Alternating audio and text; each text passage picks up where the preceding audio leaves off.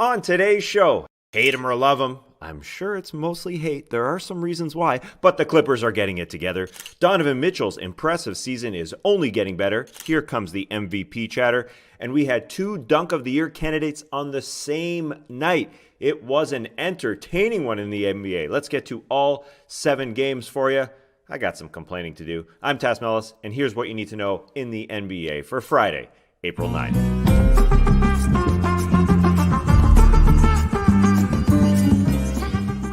Hey, what's up, everybody? I said it on yesterday's show. I'm getting a little prematurely excited for the playoffs, and it happened again.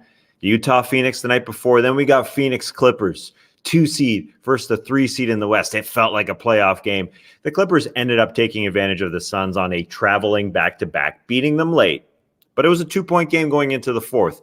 Paul George was phenomenal the whole night. 7 of 10 from 3, 33 points. Kawhi had 27 and got hot in the second half. And the Clippers got some playoff Rondo. Rajon Rondo had 15 points overall. He was a plus 15 in the fourth quarter alone. You ready to hate this team, world?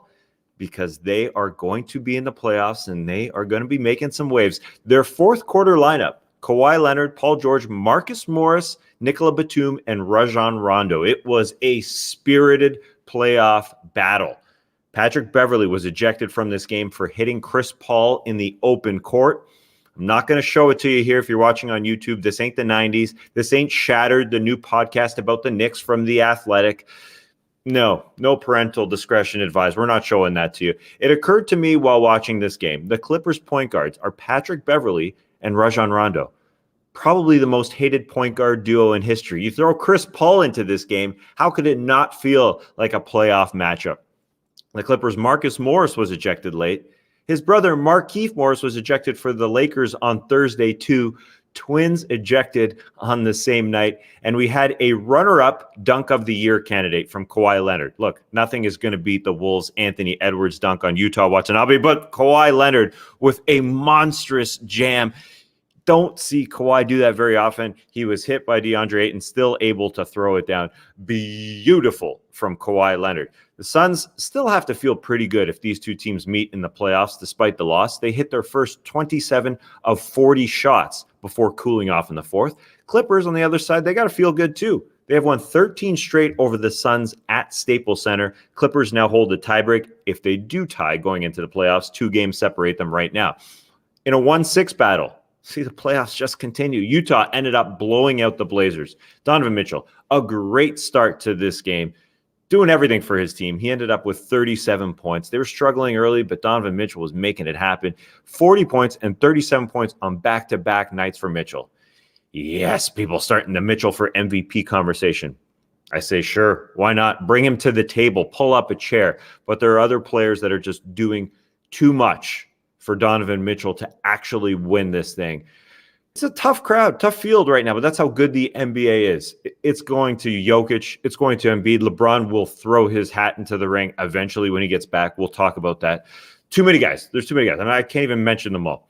But Donovan Mitchell in this game, his quarter-by-quarter production, he looked like an MVP. Yeah, 11, 9, then 13 for the first 3 quarters. He didn't need as much in the fourth. It was a flashback to the playoffs last year. If you remember, in the bubble, Donovan Mitchell averaged 36 points. Yeah, they only had 1 series versus the Nuggets in that 7-gamer, him and Jamal Murray going at it. But my goodness, let's get these playoffs started. The Blazers struggled to score on the other side. It was good to see Jusuf Nurkic out there after he sat a game with knee inflammation because, when you talk injuries, you talk Portland Trailblazers, you got to worry. Moving on to some other action on Thursday night. And this one had me a little agitated. The Bulls, Raptors. The Bulls, they're a more enjoyable watch since their trade for Nikola Vucevic, right? They look like they're more concerted. They're making a more concerted effort to move the ball. Zach LaVine believes in his teammates more, just from my perspective on my couch. He had 13 assists in this one. Zach LaVine, that's the most assists he's had since his rookie year 6 years ago when he was being played as a point guard. The Raptors suited up only 8 players. Why? Well, a couple of their guys were suspended earlier in the day for leaving the bench during an altercation earlier in the week. We'll get to it on the drop, the full No Dunks episode in Worst of the Week. A ridiculous decision by the league. The season from hell continues for Toronto. They just need bodies. Only 8 guys. They signed a man by the name of Freddie Gillespie to a 10-day contract. No, not classy Freddie Blassie, but Freddie Gillespie. Yeah, it's show and tell if you're on YouTube here. Classy Freddie Gillespie? How about that? Is that a good nickname? I don't know. Probably not. He couldn't even play, though. Chris Boucher had 38 and 19 for the Raps. Pascal Siakam had 27. How about that? Why didn't they win? Well, the Bulls got far better production because they had far more players, far more of their roster. Bulls win. Lakers, Heat. The Heat took care of the Lakers on TNT. No Anthony Davis, no LeBron James for the Lakers.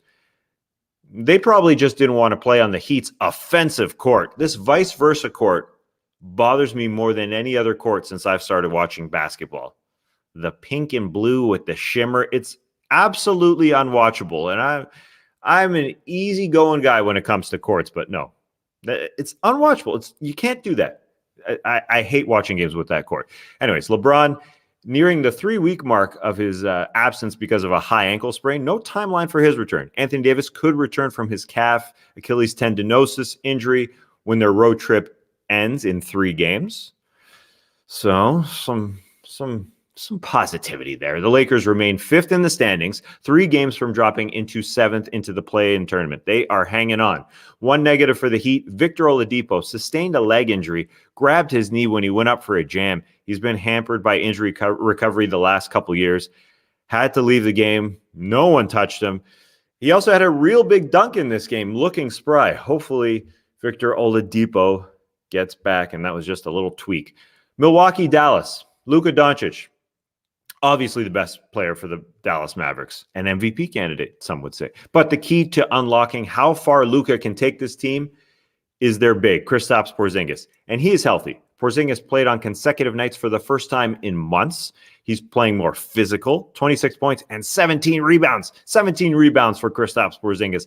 And the Mavs have found their ideal lineup to surround both Luka and Porzingis with defenders who can also score. Their starting lineup of Luka, Josh Richardson. I'm a Jason Richardson fan. Luka, Josh Richardson, Dorian Finney-Smith, Maxi Kleber, and Porzingis is 15-4 this season. Jalen Brunson and Tim Hardaway are their super duo off the bench.